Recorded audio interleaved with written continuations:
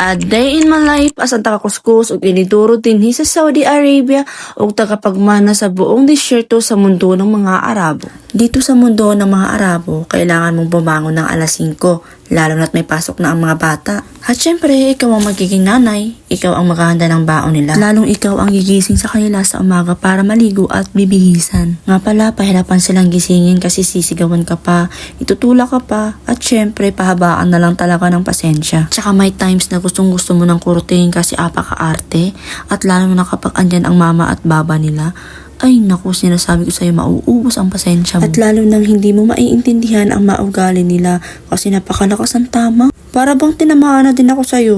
Ay, just lang, naisingit ko pa talaga. By the way, pinagsasabay-sabay ko nga pala yung mga gawain dito. Habang umiikot yung washing, ay nagbabacuum at nagmamap na ako. Pasensya na nga pala, hindi ko na naisama dito sa vid kasi biglaan lang at trip ko lang din. At saka alam nyo ba na ang dami ko nang natutunan sa pagmimekos-mekos para lang makapagpahinga. Madami din akong napapanood ng mga nag-vlog kung saan sinishare din nila yung mga tips para mabilis matapos. At syempre, kailangan mo pa ding ayusin kahit mekos-mekos pa yan. At alam nyo ba, dito ka sa toilet, medyo nagtatagal talaga. Alam na pag gumamit sila ng toilet, grabe. Nag-i-stay yung amoy nila dun. Like, umaabot talaga ako ng 1 oras sa paglilinis dito para matanggal lang talaga yung amoy. At saka hindi na rin pala ako gumamit ng gloves sa paglilinis ng toilet. Ginamitan ko lang pala ng powder na may sunrock at hinaluan ko lang ng M-Lock. Basta, ayun yung tawag na panlilinis nila dito para talagang nagmumukhang bago. O diba, as you can see, napakatagal ko talaga maglinis dito. Laka, si auntie nag-English, hindi mo kaya Oh, kantahan ko na lang kayo para hindi kayo maboard kakapanood. Sa aming bahay, ng aming bahay.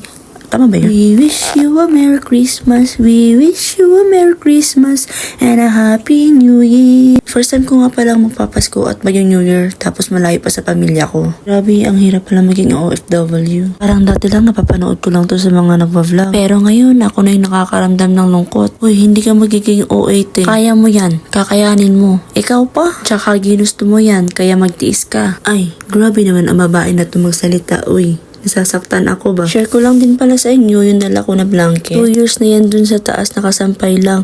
Ay, 2 days lang pala. Grabe naman sa OA naman. Pagkatapos ko nga pala mag-vacuum, map at magpuna sa umaga. Tsaka nga pala, hinuhuli kong linisan yung kusina. Ewan ko, mas trip ko talagang ihuli. Paano ba naman kasi pwede ako magtambay, pwede ako magkape, pwede pa akong kumain. Tapos ang nakakatawa pa, natataranta ako kapag nagising na yan si Baba. Paano ba naman kasi, isusubo mo pa lang yung tinapay, sasabihin niya na agad yan. Sige Mori, sawit yan sa fada. Balin sawinan na. Aba, talagang mapabadrip yung umaga mo. Aso, wala akong choice. Baka mamaya hindi ibigay yung sahod ko. Paano na lang yung mga utang ko? O siya nga pala, mamadaliin ko na yung sinampay ko. At baka kakachismis ko sa inyo, baka hindi na naman matuyo at magrereklamo na naman si Baba. Ano ba naman, ang dami niyang white t-shirt, ewan ko anong nakain at lahat pinagugupit at pinagtatapon at yung iba ginagawang basahan.